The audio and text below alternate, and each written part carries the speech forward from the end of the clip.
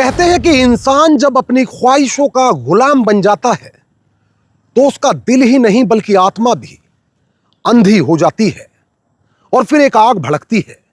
ऐसी आग जो एक नहीं बल्कि कई जिंदगियों को जलाकर खाक कर देती है।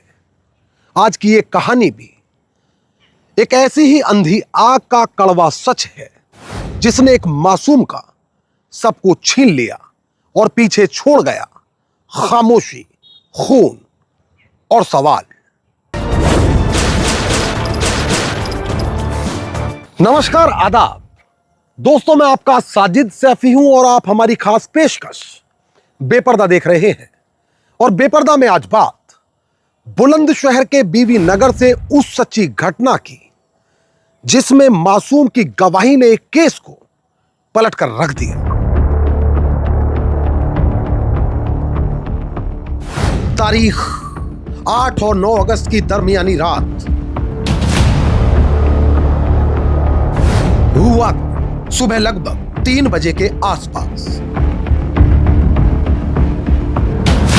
स्थान गांव परतापुर, बीबी नगर, बुलंदशहर, यूपी।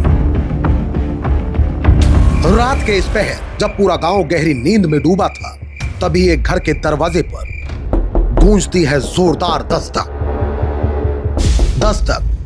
जो सिर्फ लड़की के दरवाजे पर नहीं बल्कि एक परिवार की किस्मत पर पड़ी थी। उस औरत के होंठ कांप रहे थे, आंखों में खौफ था और मुंह से निकले शब्दों ने इस परिवार को एक झटके में नींद की जद से बाहर कर दिया। भैया, मेरे पति को बचा लो। उनके सीने में बहुत तेज दर्द उठा है। मुझे डर है कहीं उन्हें कुछ हो ना जाए। जल्दी चलो, अपने छोटे भाई को डॉक्टर के पास ले चलो प्लीज भैया। बस इतना सुनना था कि घर के लोग घबराकर बाहर भागे। गांव के ही डॉक्टर को तुरंत बुलाया गया, लेकिन हालात बिगड़ चुके थे। ओमपाल की सांसें अब लगभग टूट चुकी थी। परिवार तत्काल उन्हें लेकर अस्पताल पहुंचा, मगर अफसोस, क्योंकि अस्पताल में डॉक्टरों ने ओमपाल को मृत घोषित कर दिया। परिवार का मानना था यह मौत दिल का दौरा पड़ने से हुई है। खैर, हिंदू रीति रिवाज से ओमपाल का अंतिम संस्कार कर दिया गया, लेकिन यह कहानी यहीं खत्म नहीं हुई, बल्कि यहां इस कहानी का वो नया अध्याय शुरू हुआ जिसने सब कुछ पलट कर रख दिया। दरअसल अंतिम संस्कार के बाद से ही घर में कुछ अजीब हो रहा था। रविकरण की 12 साल की बेटी, जो हमेशा चहकती रहती थी, अब वो खामोश हो रही थी। सवाल, क्या ये खामोशी किसी राज का इशारा है? क्या उसने वो देखा जो परिवार में और किसी ने नहीं देखा? क्या वो मासूम कुछ कहना चाहती है? और अगर हां तो आखिर क्या? इस पर हम जल्द लौटेंगे, मगर आइए उससे पहले जरा ओमपाल की जिंदगी पर नजर डालते हैं। 28 वर्षीय ओमपाल मेहनतकश इंसान, वह मजदूरी करके परिवार का पेट पालते थे। उनके 2 बड़े भाई रविकरण और देवी शरण, तीनों के घर एक दूसरे से ठीक सटे हुए। ओमपाल की शादी को 7 साल बीत गए। 2 बेटियां, बड़ी बेटी 4 साल की और छोटी सिर्फ 2.5 साल की। मौत वाली रात रविकरण की 12 साल की बेटी चाचा चाची के घर में सो रही थी और वही मासूम इस कहानी का सबसे बड़ी गवाह बनी। तारीख 9 अगस्त की शाम। वक्त शाम के लगभग 5 बजे।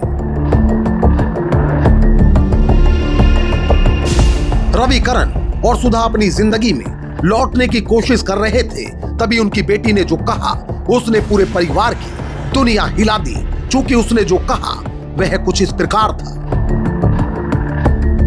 पापा जी, चाचा को हार्ट अटैक नहीं हुआ था। चाची ने चाचा जी को मार दिया। कल रात जब मैं कमरे में सो रही थी तो आंगन से अजीब अजीब आवाजें आई। मैं दरवाजे पर आई तो देखा चाची ने चाचा जी के हाथ पकड़ रखे थे और ताऊ जी के बेटे अभय ने चुन्नी से चाचा जी का गला घोंट दिया। ये सुनते ही घर के लोग सन्न रह गए। क्या मासूम की बातों में कोई सच्चाई थी या फिर ये सिर्फ उसकी गलतफहमी? लेकिन फिर खुलने लगी वासना और विश्वासघात की परतें। मैंने ये देखा है, चाची ने कॉल करी है, हमें भैया छत पे से आए हैं और उन्होंने फांसी के फंदे बनाए हैं। तो चाचा यहाँ लेटे हैं, मैंने नाड़ में फंदे डाले हैं और चाची ने उनका तकिया से मुंह दावा है। और जब मैंने डर के मारा, मैंने किसी को न बताई, इसलिए मैं चुप लेटी थी। कभी मुझे ना मार दे, मुझे डर लग रहा था। दिन निकले मैंने अपनी मम्मी को बताई, जब चाचा को शमशान घाट में लेकर चले गए थे। जब मैंने उसके बाद अपनी मम्मी को बताई। अच्छा, आप कहाँ पर थे जब मैं यहाँ लेटी थी?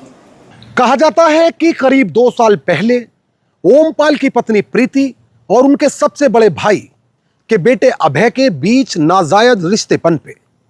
शुरुआत में यह रिश्ता चोरी छिपे रहा, लेकिन उसके बाद इन दोनों का मोह इतना बढ़ा कि इन्होंने तमाम मर्यादाओं की हदें तोड़ दी। कहा जाता है ओमपाल को शक हुआ तो उसने अपनी पत्नी को कई बार समझाने की कोशिश की, लेकिन हवस में अंधी हो चुकी पत्नी अब एक शैतानी फैसला कर चुकी थी। दरअसल वह जानती थी कि यदि पति रास्ते से हटेगा तभी यह रिश्ता आजादी से जिया जा सकेगा। बस फिर क्या था, फिर रची गई एक खूनी साजिश, जिसके बाद न केवल एक खौफनाक घटना को अंजाम दिया गया, बल्कि उस घटना ने खून के रिश्तों की भी बुनियाद हिला दी। 8 और 9 अगस्त की दरमियानी रात करीब 1 बजे जब ओमपाल गहरी नींद में था, तभी प्रीति ने उसी के मोबाइल से अभय को फोन कर घर बुला लिया। घर के अंधेरे में दोनों ने मिलकर ओमपाल का गला घोंट दिया। इस दौरान मौत की असहनीय पीड़ा झेल रहे चाचा ओमपाल की सिसकियां सुनकर कमरे में सो रही मासूम भतीजी की नींद टूट गई और उसने फिर वो गुनाह होते देखा जिस पर ये दोनों झूठ का पर्दा डालना चाहते थे। हालांकि योजना इतनी सफाई से बनाई गई थी कि परिवार को इनकी बनाई कहानी पर भरोसा हो गया। कहा जाता है कि यदि मासूम ने सब कुछ अपनी आंखों से ना देखा होता तो शायद ये सच्चाई कभी सामने ना आती। खैर, रविकरण ने बच्ची की बातों को नजरअंदाज नहीं किया, लिहाजा उन्होंने तुरंत बीबीनगर थाने का रुख किया। पुलिस ने तहरीर पर मामला दर्ज कर प्रीति और अभय को हिरासत में ले लिया। कड़ी पूछताछ में दोनों ने अपने जुर्म का इकबाल कर लिया। उन्होंने साफ कहा, हम एक दूसरे के साथ जिंदगी बिताना चाहते थे। ओमपाल हमारे रास्ते का सबसे बड़ा रोड़ा था, इसलिए हमने उसे हमेशा के लिए हटाने का फैसला कर लिया।